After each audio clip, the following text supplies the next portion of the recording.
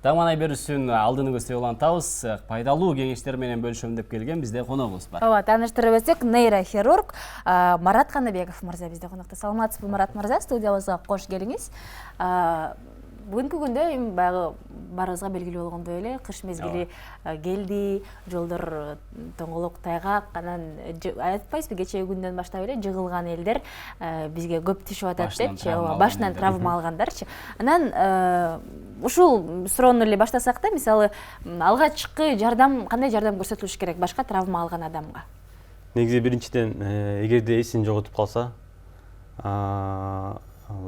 бейтапты деп айтып кетсем болот. Кырынан жатканга аракет кылыш керек. Эгерде бая кусуп калса, дебешип калса, чакап кетпегенге байланыштуу.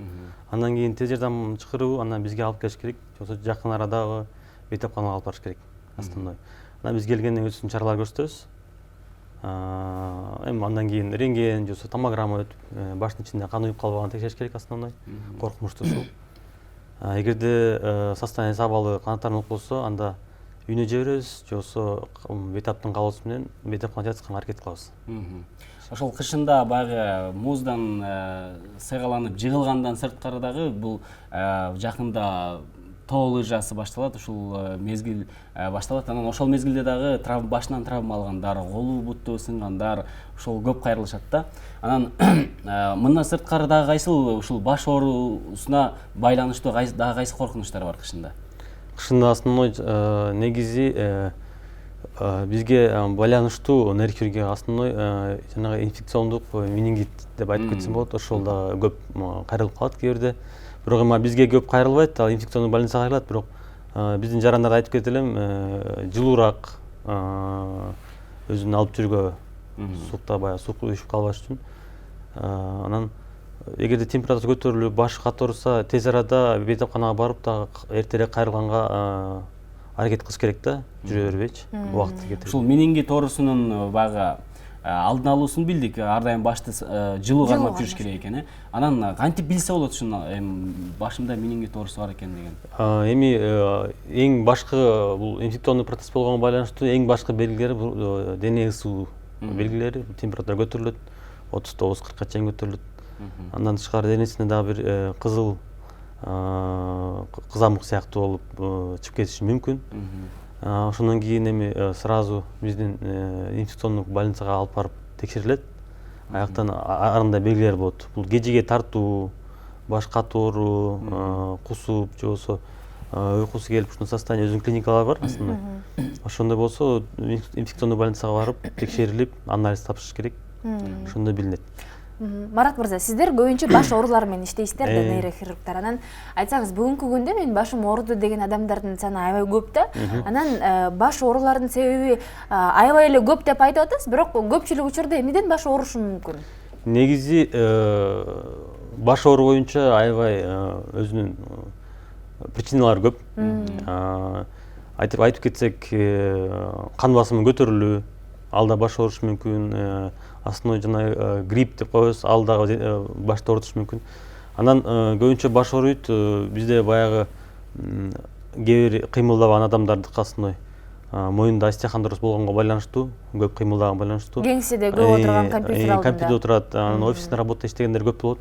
Көп кыймылдаганга байланыштуу моюнда остеохондроз болуп, кээ бир кан тамырлар ичкергенге байланыштуу башты оорушу мүмкүн.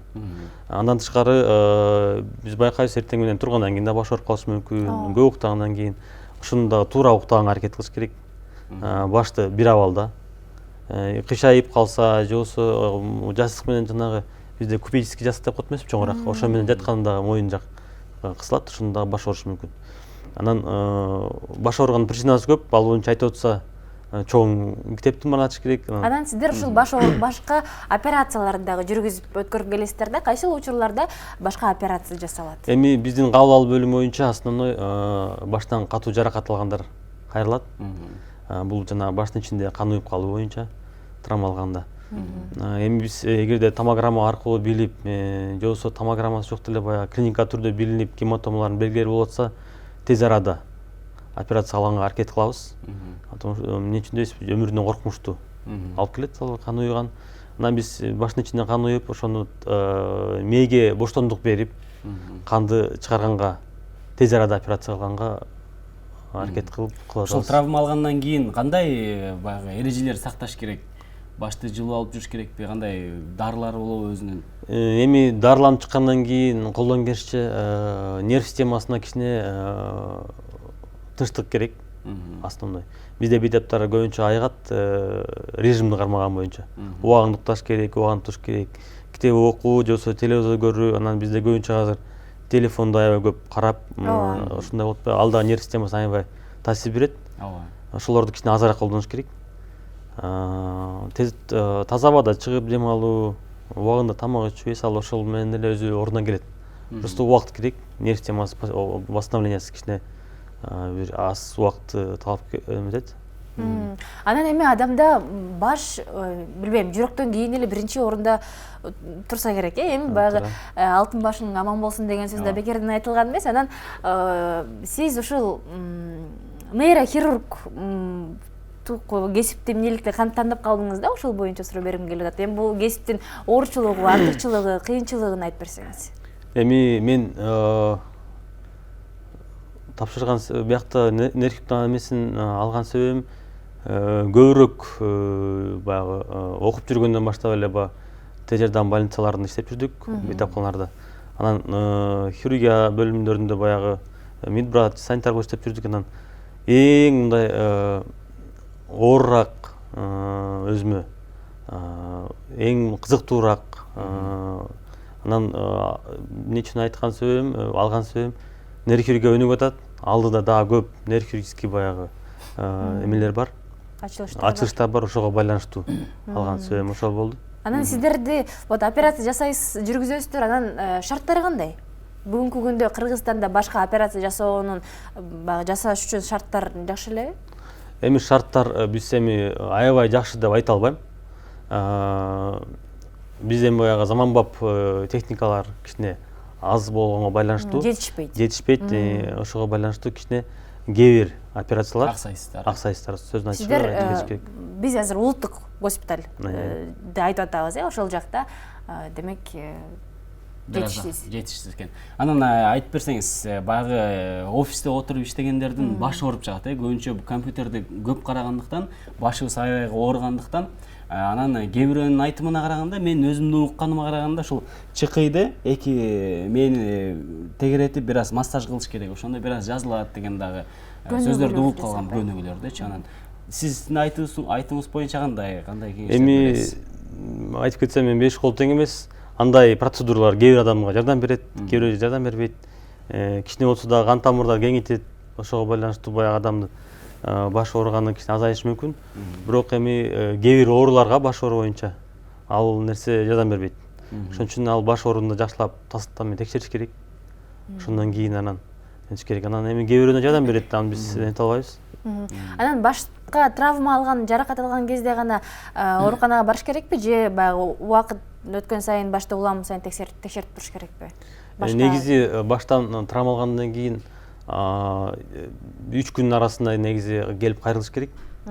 Анан 6 ай сайын невропатолог учетко туруп, биз дарыланып туруш керек, текшерип туруш керек. Эмне үчүндө кийинчерээк баш оорулар пайда болуп калышы мүмкүн, ошого алдын алып койгонго. Жаракат албаган эле, травма албаган адамдар нейрохирургка кайрылып туруусу кажетпи же кереги жокпу мунун? Эгерде өзү камсызданып, өзү коркуп, башында бир өзгөрүү болуп калабы деп ойлонуп неметсе, алдын алып койсо жакшы эле болот. Эгерде баягы баштын эми ар кандай жери ооруп калат да кээдечи, баягы адамдардын буга чейин укканыбызга караганда баштын бул тарабы ооруса моундай болот экен деген диагноздорду коюп келишет да. Анан сиз айтып берсеңиз, баштын ушул арткы баягы кара куш жагы ооруса эмне болот? Негизи көбүнчө ушу кара куш жагы ооруган себеби бизге да көп бейтаптар кайрылат. Ушу баштын кара куш жагы ооруйт, андан тышкары моюн жак менен дагы ооруйт. Ушул жактар ооруса. Бул баягы жана сиз айтып кетпедиңизби? Офисте отургандар, көп кыймылдагандар остеохондроз байланыштуу. Мышц напряжение деп коет. Ошондон дагы баш ооруйт. Бул жерде эми основной физкультура керек.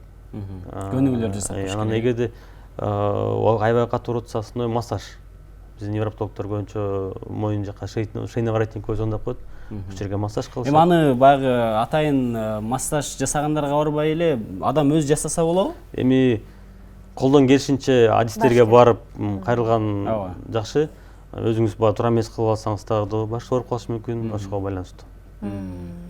Түшүнүктүү. Жакшы. Кандай учурда көп кайрылышат? Мисалы бейтаптар кайсыл оору менен көп кайрылышат? Бизде азыркы учурда кайсыл оору аябагандай басымдуулук кылат. Негизи Кыргызстан боюнча айтып кетсем, как бизге дагы келет, кан басымы көтөрүлгөн боюнча көп бейтаптар кайрылат. Андан тышкары сахар диабетти айтып кетебиз. Кан оорусу, кан диабети. Ал дагы азыр көп болуп атат. Ушу көбүнчө эки оору үстүмдүк кылат. Ошонун негизинен дагы бизге осложнение болуп келип кайрылгандар болуп атат. Мисалы инсульт. Анын себептери кандай болушу мүмкүн? Кантип алдын алса болот? Алдын алуу боюнча эми биздин заранее профилактика кылып туруш керек.